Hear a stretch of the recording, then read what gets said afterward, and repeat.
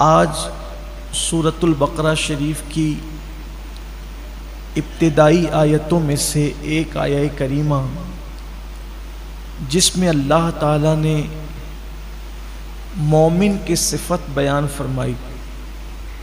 जो मोमिनीन है और कामयाब मोमिनीन, उनकी सिफत में से दो सिफात कुरान कहता है, वयुकीमूनस्सलाह व मिम्मा रज़क़नाहुम युनफ़िक़ून, कि वो नमाज को कायम करते हैं और अल्लाह की दी हुई रोज़ी से अल्लाह की राह में खर्च करते हैं। सिर्फ इक़ामत सलाह के हवाले से दो जुमले कहना चाहता हूँ। पूरे कुरान में कहीं भी कुरान ने नमाज पढ़ने का हुक्म नहीं दिया, बल्कि नमाज कायम करने का हुक्म दिया। इक़ामत सलाह, नमाज कायम करना। उसके ज़िम्न में मुफस्सिरीन ने दो बातें लिखी है। नमाज कायम करने का मतलब ये है कि एक वक्त की नमाज भी जानबूझकर ना छूटे, पहली बात। और दूसरी बात यह है कि जब तुम नमाज पढ़ो तो इस्लाम ने जो अरकान बताए हैं उसको ठीक ठीक अदा करो। जैसे हाथ उठाने का जो कानून है उसके मुताबिक हाथ उठाओ, हाथ बांधने का जो कानून है उसके मुताबिक, रुकू करने का जो कानून है उसके मुताबिक, यानी उस हदीस पर अमल करो, सल्लू कमा रायतुमूनी उसल्ली। अल्लाह के हबीब अलैहिस्सलाम फरमाते हैं, नमाज ऐसे पढ़ो जैसे मुझे नमाज पढ़ते हुए देखते हो। अब आप देख लें, नमाज की हालत में किसी के हाथ यूं होते हैं, किसी के हाथ यूं होते हैं, यानी जिसकी जो मर्जी है वो करता है। ये इक़ामत सलाह का कानून नहीं है, अपनी मर्जी नहीं। नमाज सीखिए और सीख कर पढ़िए। मैंने तफसीर कुरान में पहले ही दिन कहा था, जो रोज़ाना हमारे यहाँ होती है तरावी के बाद, कि कम से कम घंटा डेढ़ घंटा निकाल कर किसी अच्छे आलिम दीन के पास या किसी मालूमात वाले मुबल्लिग के पास थोड़ा सा बैठ कर नमाज सीख लें। ज़ाहिरी अरकान क्या है? तो इक़ामत सलात का पहला मतलब, पहला कौल उस पर जानबूझकर भी एक वक्त की नमाज न छोड़ी जाए। नंबर दो, तमाम अरकान को सही सही अदा किया जाए। और नंबर तीन, जब नमाज पढ़ो तो इस हालत में पढ़ो, अंतअबुदल्लाह कअन्नका तरा फ़इल्लम तकुन तरा फ़इन्नहु यराक। ऐसी इबादत कर जैसे गोया तू खुदा को देख रहा है। और अगर ये पोजीशन नहीं बन सकती तो फिर ये तसव्वुर करो कि अल्लाह तुम्हें देख रहा है और वो तो तुम्हें देख ही रहा है। यानी इस तसव्वुर के साथ नमाज पढ़ना कि अल्लाह मुझे देख रहा है। ये है इक़ामत सलाह। अब आप देख लें कि हम में कितने लोग हैं जिनका ये हाल है कि वो इक़ामत सलाह पर अमल करते हैं। नमाज पढ़ने से कोई कामयाबी नहीं मिलना है जब तक कि कुरान की इस मुराद पर अमल ना करो, इक़ामत सलाह के हवाले से। फिर कुरान कहता है, वमिम्मा रज़क़नाहुम युनफ़िक़ून। आज मेरा अस्ल उन्वान यही है कि वो अल्लाह की दी हुई रोजी से, देखो कुरान मुकद्दस का लहजा, कुरान का अंदाज, कितनी हिकमत भरे अंदाज में कुरान गुफ्तगू करता है। वमिम्मा रज़क़नाहुम युनफ़िक़ून, और हमारी दी हुई रोजी से, यानी अल्लाह की दी हुई रोजी से वो अल्लाह की राह में खर्च करते हैं। यहाँ ये खर्च से मुराद बाज़ मुफस्सिरीन, बल्कि अक्सर मुफस्सिरीन इस तरफ गए हैं कि इससे ज़कात का वजूब मुराद है, कि वो अल्लाह तबारक व तआला की दी हुई रोजी से ज़कात अदा करते हैं। निज़ाम ज़कात क्या है? पहली बात तो कुरान ने गलत फहमी दूर कर दी कि तुम अपने माल से नहीं देते, माल तो तुम्हारा है भी नहीं, तुम खुद तुम्हारे नहीं हो, हमारी दी हुई रोजी से जो हमने दिया है। इस्लाम में जब शुरू दिन थे, शुरू अय्याम थे, बड़ी सख्ती थी। देखिए हैरत भी होती है इस पर, खुशगवार हैरत होती कि जिन दिनों इस्लाम कबूल करना काफिरों की तरफ से भी सख्त अज़ियतें, मुश्किलें, मुसीबतें, इस्लाम का इजहार करने पर भी मारा पीटा जाता था, उस वक्त कवानीन भी सख्त थे। शुरू दिनों में, शुरू दिनों के कवानीन ये थे कि मुसलमान जितना कमाएंगे तो दिन भर में अपनी जरूरत पे वो जितना खर्च कर सकते हैं कर लें, बाकी जितने पैसे बचेंगे उनको बिस्तर पे जाने से पहले पहले वो सारे पैसे अल्लाह की राह में तकसीम कर देना है, यानी वो जमा नहीं कर सकते थे। इसीलिए जो शुरू दिन के मुसलमान हैं उनकी बड़ी अहमियत है। साबिक़ून अल-अव्वलून, उनका सवाब भी सबसे अलग है, बल्कि और सहाबा भी सवाब में उनके बराबर नहीं है। जो बाद में आए वो भी सहाबी है, जिन्होंने शुरू में कलमा पढ़ा वो भी सहाबी है, जो फतेह मक्का के बाद आए वो भी सहाबी है, दोनों काबिल एहतराम है। लेकिन ये जो साबिक़ून अल-अव्वलून है उनका मुट्ठी भर जौ खैरात करना और फतेह मक्का के बाद आने वालों का ओहद पहाड़ के बराबर सोना खैरात करना, दोनों बराबर नहीं। अब आप सोच सकते हैं, है दोनों सहाबी, है दोनों सहाबी। असल में ये हदीस जो आई है ना कि मेरे सहाबी का मुट्ठी भर जौ खैरात करना और तुम्हारा ओहद पहाड़ के बराबर सोना खैरात करना दोनों बराबर, हुआ ये था कि एक साहब ने जो फतेह मक्का के बाद ईमान लाए थे, उन्होंने किसी पहले ईमान लाने वाले सहाबी को कुछ कह दिया था, उनका दिल दुख गया था। तो उस पर यह हदीस अल्लाह के रसूल अलैहि सलाम ने बयान फरमाई, यानी सहाबा में भी दर्जे हैं। हमारे लिए तो वो सहाबी भी काबिल एहतराम है जिसने एक झलक हुजूर को देख लिया, बस हम जो है वो माज़अल्लाह कोई तकाबुल नहीं कर रहे हैं, सिर्फ बता रहे हैं कि पहले दिन ईमान लाने वालों की साबिक़ून अल-अव्वल, इसीलिए वो जन्नत में भी पहले जाएंगे, वो जन्नत में भी पहले जाएंगे और उनकी बहुत बड़ी शान है जो पहले। उसकी वजह यह है, एक तो काफिरों की तकलीफें उन्होंने झेली, फिर इस्लाम के नाम पे उस वक्त खर्चा किया कि जब इस्लाम का नाम लेने के लिए वो लोग डरते थे, वो साबिक़ून अल-अव्वलून है। तो उस वक्त के हालात ये थे कि पैसा नहीं जमा कर सकते थे, जितना खर्च कर दिया दिन भर में खर्च कर दिया, बिस्तर पे जाने से पहले सब आपको तकसीम कर देना है, जमा नहीं कर सकते थे। फिर जब ज़कात के अहकामात आए तो फिर इस्लाम ने इजाजत दी कि अब तुम पैसे जमा कर सकते हो, अब पैसा जमा करना तुम पर कोई गुनाह नहीं है, लेकिन अब उसमें शर्त यह है कि तुम अपनी जमा की हुई रकम में से 2.5% अल्लाह की राह में साल में एक मर्तबा दिया करो। फिर उसके मसारिफ बताए गए कि ये इन रास्तों में कमोबेश 7 तबके कुरान मुकद्दस ने बयान फरमाए हैं कि इन रास्तों में तुम्हें खर्च करना है, जिनमें से बहुत सारे तबकात हैं जो हिंदुस्तान में पाए नहीं जाते, तो उसकी तफसील आगे हम आपके सामने पेश करेंगे। अगर कोई शख्स नमाज की पाबंदी करता है लेकिन साल में एक मर्तबा 2.5% ज़कात अदा नहीं करता, तो अल्लाह के रसूल सल्लल्लाहु अलैहि वसल्लम फरमाते हैं अल्लाह उसकी नमाजें भी कबूल नहीं फरमाता, क्योंकि अल्लाह ताला ने जहां जहां ज़कात का जिक्र किया है नमाज के साथ किया। ज़कात का जिक्र हमेशा नमाज के साथ आया है। आप देख लें कुरान मुकद्दस में उठाकर, नमाज का जिक्र कहीं तन्हा कर दिया गया है, लेकिन हमेशा ज़कात को नमाज के साथ बयान किया गया। ज़कात का माना होता है पाक करने। ज़कात को ज़कात इसलिए कहते हैं कि हर चीज का एक मैल होता है, तो ये जो हमारा माल है उसका मैल निकालना, गोया एक समझाने के लिए कह रहा हूं। ये शारहीन ने भी लिखा है हदीस पाक की शरह में कि ये जो ज़कात निकाली जाती है माल का मैल है। तो जैसे कपड़ों से माल निकल जाता है तो कपड़े कैसे साफ हो जाते हैं, ऐसे जब हमारे माल से ज़कात निकल जाती है तो हमारा जो माल है वो महफूज हो जाता है, अल्लाह के किले में महफूज हो जाता है, और उसकी हिफाजत फिर अल्लाह अपने जिम्मे करम पर ले लेता है।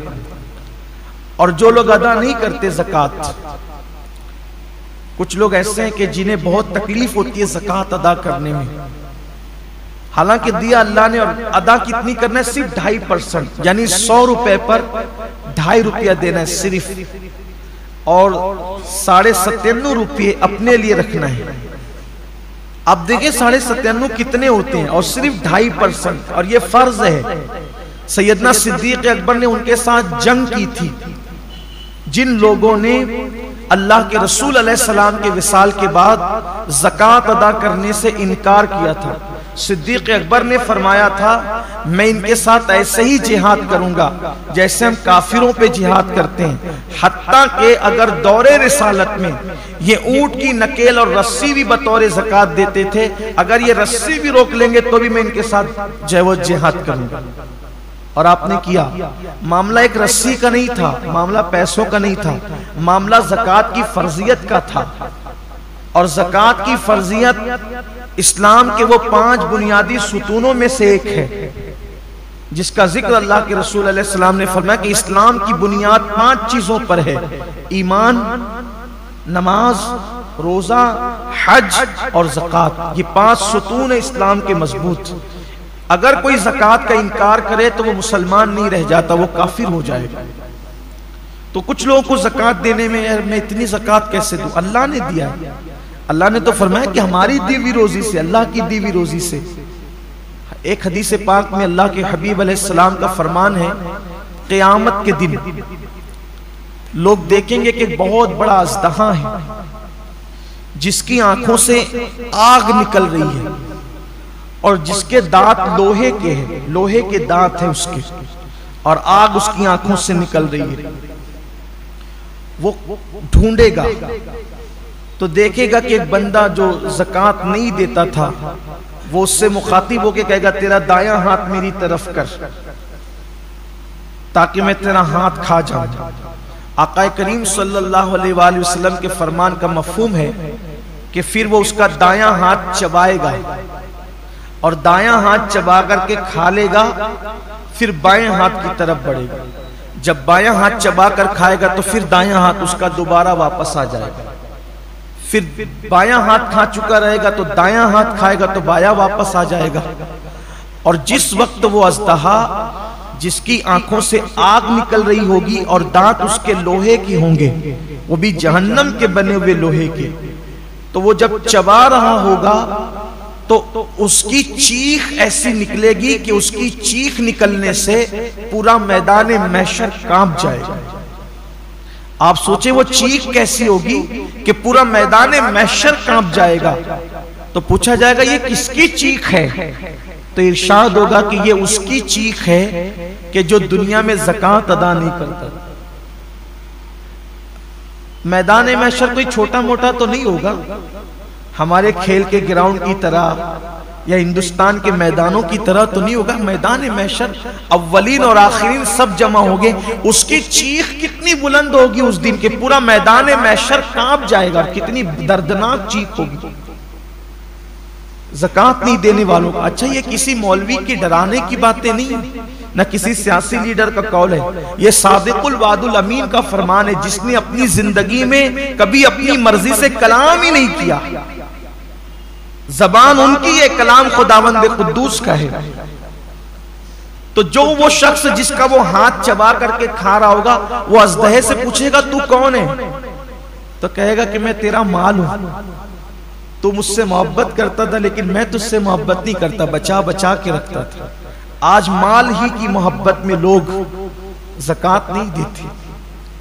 कुरान मुकद्दस से खूबसूरत सा वाक़या याद आता है जिसको कुरान ने खुद बयान किया है और मुफस्सिरीन ने भी उसका जिक्र किया है। माल इंसान को कितना नीचे गिराता है, कितना घटिया सोच पैदा करता है इंसान की माल। मुफस्सिरीन फरमाते हैं कुरान मुकद्दस की तफसीर में कि मूसा अलैहिस्सलाम का एक कजिन था, कुछ लोगों ने उसको खालाजाद भाई करार दिया है, लेकिन एक करीबी रिश्ता बताया है। उसका नाम था कारून। और कारून जो था वो बहुत बड़ा दौलतमंद आदमी था, मालदार आदमी था कारून। और वो तौरेत का बहुत बड़ा कारी था वो, यानी उसकी आवाज इतनी खूबसूरत थी, इतना पढ़ा लिखा बंदा था वो मूसा अलैहिस्सलाम की कौम में, कि जब मूसा अलैहिस्सलाम तौरेत सुनना चाहते थे किसी अच्छी आवाज वाले से, तो कारून से कहते थे तू पढ़। और कारून तिलावत करता था तौरेत शरीफ की, और मूसा अलैहिस्सलाम उससे तौरेत सुनना पसंद करते थे। यानी इससे पता चला कि रिश्ते में भी मूसा अलैहिस्सलाम का करीबी है और दीनदार भी है। भाई बेदीन से तो हजरत मूसा तौरेत नहीं सुनेंगे ना। यानी कि शान का आदमी था कारून, आप पहले ये समझ लें। लेकिन अल्लाह ने उसको बहुत दौलत दी थी, माल उसके पास इतना था, दौलत उसके पास इतनी थी कि उसकी तिजोरियों की चाबियां कई जानवरों पे लाद कर लाई और ले जाई जाती थी। इससे अंदाजा होता है कि जिसके पास चाबियां इतनी होगी तो तिजोरियां कितनी होगी, और जब तिजोरियां इतनी है तो माल कितना होगा। उस दौर में बहुत माल होगा उसके पास। कुरान ने बयान किया कि वो बहुत मालदार था। अब अल्लाह का हुक्म आया मूसा अलैहिस्सलाम पर कि आप अपनी कौम से कहे कि वो ज़कात अदा करे। ज़कात देना है 2.5% माल से। तो मूसा अलैहिस्सलाम ने अपनी कौम से कहा कि भाई अब अल्लाह का ये कानून आया है कि जो मालदार लोग हैं वो अपने माल से गरीब लोगों को 2.5% ज़कात निकालेंगे। तो छोटे मोटे मालदार लोग थे, उन्हें तो कोई प्रॉब्लम ही नहीं था, उन्होंने तो देना ही था। सबसे बड़ा जो मालदार था वो कारून था। कारून ने कहा कि मैं कल सोच के बताता हूं। ये सोच के बताना ये शैतानी चक्कर। मुसलमान की जिम्मेदारी है, अल्लाह के और उसके रसूल का फरमान आ गया, कोई सोच नहीं, कोई फिक्र नहीं, कुछ नहीं। हुक्म आया सरे तस्लीम खम, वरना अंजाम बुरा है। तो कहा मैं सोच के बताता हूं। फिर वो गया घर, सोचने लगा इतनी दौलत, उसका 2.5% कितना होगा। जैसे आज करोड़पति लोग कहते हैं ना लाखों निकल जाएगा मेरा, लाखों।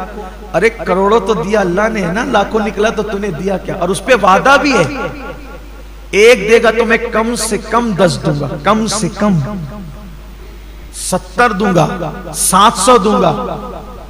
और अगर नियत में और खुलूस है तो मैं तुझे बेहिसाब बता दूंगा। मिलना है वो दुनिया में ही वापस, दुनिया में पहले मिलेगा, आखिरत में तो मिलना ही मिलना है। शैतान के मक्र फरेब में मत पड़ो। कुरान में अल्लाह फरमाता है शैतान तुम्हें गुर्बत का खौफ दिलाता है। अल्लाह की राह में खर्च करते हो ना तो तुम्हें क्या रह जाएगा तेरे पास। अरे क्या रह जाएगा, क्या उसका करम होगा तो जिसने इतना दिया है जब उसकी राह में दोगे तो वो और अता करेगा। मैंने एक बहुत बड़े बुजुर्ग को ये बात कहते हुए सुना है कि देने वाला कभी गरीब नहीं होता, बस अच्छी नियत से वो अल्लाह की राह में देना शुरू करे, कभी गुर्बत उसके पास नहीं आएगी। फिरौन पर अल्लाह ने अजाब नाजिल नहीं किया उस वक्त तक जब तक फिरौन भूखों को खाना खिलाता रहा। सामरी जिसने बछड़ा बनाया था, पीतल का बछड़ा, और जिसने शिर्क को गोया के आम करने में बनी इस्राइल की मदद की थी, पूरी कौम पे अजाब आया, सामरी पर नहीं आया। हजरत मूसा अलैहिस्सलाम ने कहा अल्लाह ये तो बड़ा मुनाफिक है, बछड़ा तो इसी ने बनाया था, ये ना बनाता तो लोग उसकी पूजा क्यों करते। अल्लाह ने फरमाया हम जानते हैं कि बड़ा मुजरिम ये है, लेकिन इसकी खुसूसियत है ये गरीबों पे खर्च करता है, गरीबों पे खर्च करता है, इसलिए काफिर होने के बावजूद भी हमने इसका अजाब मुअख्खर कर दिया। अजाब तो देंगे लेकिन जल्दी नहीं देंगे क्योंकि लोगों पे खर्चा करता है। आप सोचे अगर काफिर खर्च करे गरीबों पर तो उसका भी अजाब मुअख्खर होता रहता है, मोमिन खर्च करे तो उससे अजाब क्यों कर मिल सकता है।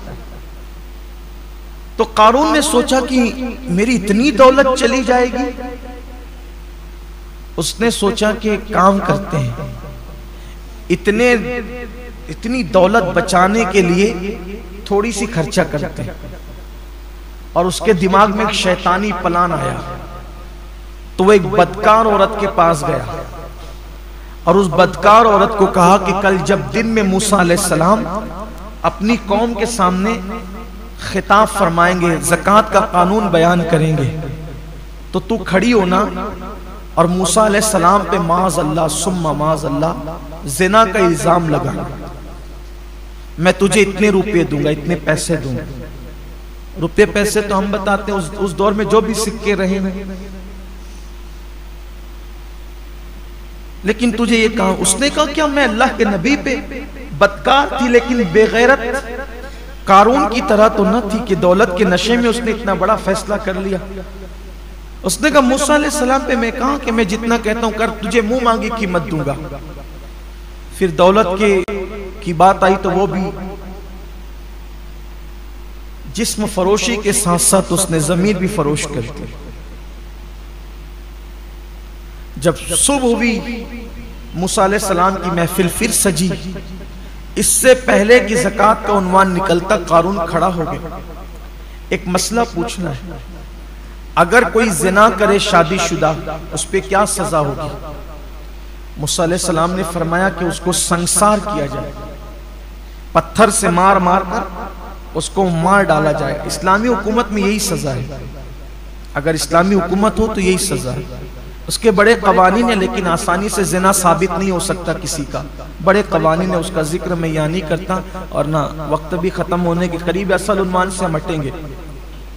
उसको संसार किया जाएगा पत्थर मार मार के, यहां तक कि वो मर जाए। का ये कानून सिर्फ अवाम के लिए या आपके लिए भी? अल्लाह के पैगंबर ने कहा ये अल्लाह का कानून सबके लिए। तो कहा ये क्या कहती है? आपने फरमाया कौन क्या कहती है? वो खड़ी हो गई। कहा ये कहती है कि माज़ अल्लाह इस औरत के साथ आपने जिना किया है। हजरत मूसा अलैहिस्सलाम ने उस औरत की तरफ देखा, जलाले पैगंबराना की ताब नहीं ला सकी, उसका पूरा वजूद कांप गया। और कांप गया तो उसने कहा अल्लाह के नबी मैं ऐसी बात नहीं कहती। इसने मुझे मुंह मांगी कीमत देने पे, आप पे इल्जाम लगाने पे मजबूर किया, बस इसलिए कि इसकी ज़कात की रकम बच जाए, इसने ये खेल खेला है। हजरत मूसा तो जलाली थे, जब जलाल में आते थे आपके बाल जिस्म के कपड़ों के बाहर निकल जाते थे। आपके बाल अल्लाह ने कुदरती तौर पे इतने बड़े दिए थे कि जब जलाल में आते थे तो आस्तीन और कपड़ों के बाल खड़े होकर बाहर निकल जाते थे और अमामे से शोले उठते हुए नजर आते थे। बड़े जलाली पैगंबर थे। तो हालत जलाल में तो आपने उसकी तरफ देखा तो उसने तो कहा कि आप पे इल्जाम लगाने के लिए इसने मुझे तैयार किया है। आपने आसमान की तरफ उसी हालत में आंख उठाई, कहा जो तेरे मासूम पर इस तरह का इल्जाम लगाए सिर्फ ज़कात बचाने के लिए, अब उसका क्या अंजाम होगा? अज़राए अदब कोई सजा तजवीज नहीं की। अल्लाह से कहा अब उसका क्या अंजाम होगा? अल्लाह ने कहा ये तेरा मुजरिम है, तू खुद सजा मुकर्रर करेगा कि अंजाम क्या होगा। तो हज़रत मूसा अलैहिस्सलाम ने कहा ये जमीन धसा इसको अपने अंदर, जमीन इसको अपने अंदर धसा ले।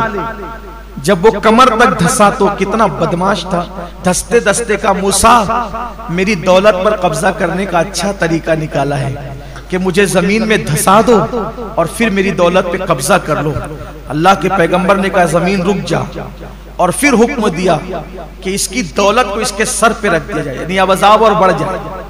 फरिश्तों ने उसकी जितनी तिजोरियां, उसकी जितनी दौलत थी सब उसके सर पे रख दिया।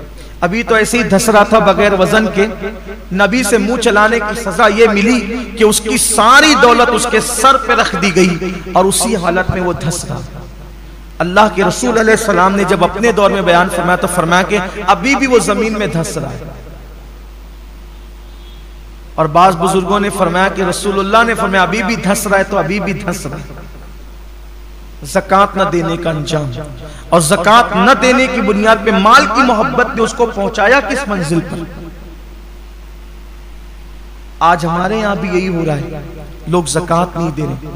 हदीस पाक में आया अल्लाह के रसूल अलैहिस्सलाम फरमाते हैं कि जब लोग ज़कात को तावान समझने लगे, बादशाह के यहाँ जो टैक्स देते हैं तो वो टैक्स देना लोगों को बुरा लगता है, अच्छा नहीं लगता। हुकूमतों को टैक्स देना लोग खुशी से, कोई नहीं देता खुशी से उसको। तो आका अलैहिस्सलाम फरमाते हैं जब ज़कात को लोग तावान समझेंगे, तावान, उस वक्त मेरी उम्मत पर मुसीबतें ऐसे बरसेगी जैसे काली रात में जब बादल उमट आते हैं तो कैसे छमाछम बारिश बरसती है जोरदार, वैसे मेरी उम्मत पर मुसीबतें आएगी। यानी बारिश के कतरे नहीं मुसलसल टपकते रहते हैं, एक के बाद एक के बाद एक के बाद। तो एक मुसीबत खत्म नहीं होगी तो दूसरी, दूसरी नहीं तो तीसरी, तीसरी नहीं तो चौथी। देख लीजिए 4-4 महीने कारोबार बंद कर सकते हैं, लेकिन 2.5% ज़कात नहीं निकाल सकते। लाखों लाख रुपया लोग लेकर के भाग जाएं, ज़कात नहीं निकालेंगे, खुशदिली से नहीं निकालेंगे। ज़कात निकालने की बरकत क्या है? ज़कात निकालने की बरकत यह है कि अगर तुम ज़कात अपनी पूरी पूरी निकालो खुशदिली के साथ, खुशदिली के साथ, अल्लाह तुम्हारी उम्र में इजाफा करे, माल में इजाफा करे। एक हदीस पाक है, एक शख्स था हजरत सुलेमान अलैहिस्सलाम से बहुत मोहब्बत करता था। माफ कीजिएगा, सुलेमान अलैहिस्सलाम के वालिद हजरत दाऊद अलैहिस्सलाम से बड़ी मोहब्बत थी उसको। सुलेमान अलैहिस्सलाम के वालिद दाऊद अलैहिस्सलाम से बड़ी मोहब्बत। तो दाऊद अलैहिस्सलाम से मोहब्बत का उसका आलम यह था कि जिस दिन वो दाऊद अलैहिस्सलाम को देख नहीं लेता उसको चैन नहीं मिलता था, तो वो हर दिन आता था सलाम करने के लिए। यानी उसका मामूल था कि वो दिन में आएगा, नहीं आ सकेगा तो सोने से पहले एक मर्तबा वो दाऊद अलैहिस्सलाम की बारगाह में सलाम के लिए जरूर हाजिर होगा। सोएगा नहीं उनको देखे बगैर, या तो रात में या तो दिन में 24 घंटे में एक बार दाऊद अलैहिस्सलाम की जियारत उसके लिए लाजिम थी। एक दिन उसकी शादी हो गई। अब शादी का दिन था तो हर दिन आता था सलाम करने के लिए, शादी के दिन तो आना ही था। तो उसने रोजाना के मामूल की तरह शादी की मसरूफियात के बाद भी वक्त निकाल के हजरत दाऊद अलैहिस्सलाम की बारगाह में आया, शादी का सलाम कर, दूल्हा बन गया तो शादी का सलाम करने के लिए। हुस्न इत्तेफाक कि जिस दिन वो दूल्हा सलाम करने के लिए आया उसी वक्त हजरत दाऊद अलैहिस्सलाम की बारगाह में हजरत मलकुल मौत, मौत का फरिश्ता जनाब इज़राइल अलैहिस्सलाम वो भी तशरीफ लाए हुए थे।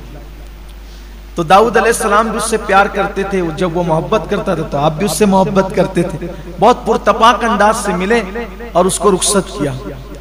तो हजरत इज़राइल ने मलकुल मौत ने पूछा ये कौन है? कहा ये मेरा बड़ा प्यारा है और मुझसे मोहब्बत करता है, मैं भी उससे मोहब्बत करता हूँ। इतना मोहब्बत का मामला इसका कि जब तक सलाम कर नहीं लेता जब तक सोता नहीं है, इसका मामूल ये है। और आज इसकी शादी हुई है। तो कहा दाऊद इसकी जिंदगी के सिर्फ 6 दिन बाकी रह गए। इस साल में जिन लोगों की रूह कब्ज करने का मुझे हुक्म मिला है उसमें से एक ये भी है, बस 6 दिन के बाद मुझे इसके घर जाना है। क्योंकि हजरत मलकुल मौत एक दिन में 360 मर्तबा सारे लोगों के चेहरे देखते हैं। एक दिन में 360 बार सबको देखते हैं। इसका वक्त, ये नाम इसका है मेरी फेरिस्त में, इसका नाम है मेरे। एक दिन में 360 बार मौत हमें देखती है। और एक जुमला याद रखना, ये हुजूर गौसे पाक का कौल है, मौत से पहले नहीं मरोगे, क्योंकि मौत इंसान की जिंदगी की हिफाजत करती है। मौत इंसान की जिंदगी को बचाती है, मौत इंसान की जिंदगी को महफूज रखती है। क्यों? इसलिए कि किसी को मारना तो मौत ही ने है, मौत के सिवा उसको कोई नहीं मार सकता। तो जब मौत ही ना आएगी तो आएगा कौन? बात यह है, मारना किसने है? मौत, और वो भी अपनी मर्जी से नहीं, अल्लाह के हुक्म से। मौत से बेफिक्र हो जाओ। और अल्हम्दुलिल्लाह मुसलमान कितना भी गुनहगार है लेकिन कहीं ना कहीं मौत से बेफिक्री है। क्योंकि औरों को खौफ यह है कि मरेंगे तो कहां जाएंगे, और हमें इत्मीनान है मरेंगे तो जन्नत में जाएंगे। औरों को मरने के बाद कोई ठिकाना नहीं है, इसीलिए वो घबराए हुए हैं, बड़ा हंगामा हाहाकार मचा के मरेंगे तो कहां जाएंगे। हमें इत्मीनान है, और हमें तो और ही ज्यादा, हम वलियों के मानने वाले सूफिया, हमें तो ज्यादा इत्मीनान, आशिकान रसूल को ज्यादा इत्मीनान है। क्यों? हक ताला भी करीम और मोहम्मद भी करीम। और फारसी में कहा गया है सद शुक्र हस्ते मियाने दो करीम। मैं अल्लाह का शुक्र अदा करता हूं कि मैं 2 करीमों के दरमियान हूं। मैंने मर के जाना कहां है? दो करीमों के दरमियान जाना है, दो करीमों के दरमियान जाना है। हक ताला भी करीम और मोहम्मद भी करीम। और कैसे करीम है, माओ की मोहब्बतें घुटने जहां टेक देती है, उससे आगे और करोड़ों दर्जा आगे अल्लाह अपने बंदों से मोहब्बत करता है, प्यार करता है। और मोमिन की कब्र तो जन्नत के बागों में से बाग है। इसलिए मौत से बेफिक्र हो जाओ। लेकिन बेफिक्र होने का मतलब ये नहीं कि एहतियात खत्म कर दो, ये नहीं, एहतियात भी बाकी रखो और मौत का टेंशन छोड़। जब आना है तब आएगी, उससे पहले कभी नहीं आएगी। मौत ही जिंदगी की मुहाफिज है। एक दिन में 360 बार चेहरा देखते हैं हजरत मलकुल मौत, तेरा वक्त आया कि नहीं? तो हजरत दाऊद अलैहिस्सलाम से कहा कि 6 दिन के बाद जाना है इसके घर, इस हुक्म अल्लाह का, रूह निकालने के लिए। बड़ा अफसोस हुआ, लेकिन कह क्या सकते, करना क्या था, अल्लाह का हुक्म है, ठीक है कोई बात नहीं। फिर वो शख्स आता जाता रहा। उन 6 दिन में हजरत दाऊद उसको बड़ी हसरत से देखते। 6 दिन का दूल्हा चला जाएगा, ऐसे ही ना क्या, दुल्हन के हाथ की मेहंदी भी न मिटेगी और उसका सुहाग उजड़ जाएगा। लेकिन 6 दिन भी चले गए, हत्ता के 7 महीने बीत गए। 6 दिन तो गई गए, वो इंतकाल नहीं हुआ, मरा नहीं। 7 महीने बीत गए। उस दरमियान में हजरत मलकुल मौत आए नहीं, 7 महीने के बाद आए। 7 महीने के बाद आए तो इन्होंने पहला सवाल यही किया, आप तो कह रहे थे 6 दिन में मरेगा, 7 महीने हो गए नहीं मरा अभी तक। कहा, हाँ जाहिर सी बात है, अल्लाह का मासूम फरिश्ता झूठ कब बोल सकता? फरिश्तों में रसूल है वो, फरिश्तों में रसूल है। हजरत जिब्रील, हजरत मीकाईल, हजरत इज़राइल, हजरत इसराफील, ये लोग रसूल फरिश्ते हैं। बहुत शान वाले लोग हैं, ये मामूली लोग नहीं है।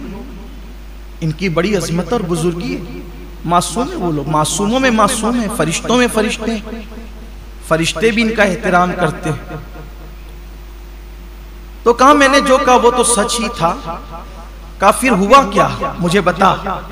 कहा हजरत जब वो आपके घर से निकला तो उसके दिल में ख्याल आया कि आज मेरी शादी हो गई है। शादी तो हो गई, लेकिन मैंने ज़कात जो देनी थी उसमें से कुछ बाकी रह गई थी। ज़कात मेरी ज़कात जो देनी थी वो कुछ बाकी रह गई। तो रास्ते में उसको एक गरीब मिला, तो बकिया उस ज़कात की रकम उसने उस गरीब की झोली में डाली। उसके 6 दिन बचे थे, शादी के दिन सलाम करने आया था, ज़कात बाकी थी, शादी का दिन था। शादी की खुशी में सोचा भाई ज़कात से भी सुबुकदोश हो जाऊं, जिम्मेदारी से सुबुकदोश हो जाऊं। तो जितनी ज़कात की रकम बची थी वो गरीब की झोली में डाला। आगे बढ़ रहा था, गरीब ने कहा अल्लाह तेरी उम्र बढ़ा दे। उस गरीब ने कहा अल्लाह तेरी उम्र बढ़ा दे। कहा कि ए अल्लाह के नबी दाऊद, उसकी 6 दिन की उम्र अल्लाह ने उस गरीब की दुआ की बरकत से, जिसकी झोली में ज़कात पड़ी, अल्लाह ने 6 दिन को 60 साल कर दिया। और 60 साल करने के बाद मजीद खुश होके कहा ये तो वो 6 दिन की 60 दुआ की वजह से की, 10 मेरी तरफ से और बढ़ाता हूं, इस तरह उसकी उम्र 70 साल करता। ये ज़कात की बरकत है। जिनकी झोलियों में डालते हो ना, ये कोई मामूली, आप करोड़ों रुपया खर्च करके 1 सेकंड नहीं बढ़ा सकते। डॉक्टरों को लाखों रुपया दे करके डॉक्टर की औकात नहीं कि वो 1 सेकंड बढ़ा दे, लेकिन गरीब की झोली में डालते हो, उसकी दुआएं किसी की 6 दिन की जिंदगी 60 साल कर देती। और अल्लाह फिर मजीद उस पे करम फरमा करके 10 और बढ़ा के 70 साल। और ये भी हदीस पाक में आता है, बाज ऐसे भी हैं कि जिनकी 3 दिन की जिंदगी 30 साल कर दी गई, और गुनाह करने की वजह से, अल्लाह रब्बुल इज्जत के गरीब बंदों का हक मारने की वजह से 30 साल की जिंदगी 3 साल में सिमट दी गई। एक आखिरी हदीस पाक पेश कर देता हूं, बहुत खूबसूरत है, मुझे बहुत पसंद आई ये हदीस, तो मैंने चाहा कि मैं इसको आपके सामने पढ़ूं। जब खुशी के साथ कोई ज़कात निकालता है, तवज्जो से सुनना, आपको बड़ी मसरत होगी। ये अल्लाह के रसूल का फरमान है।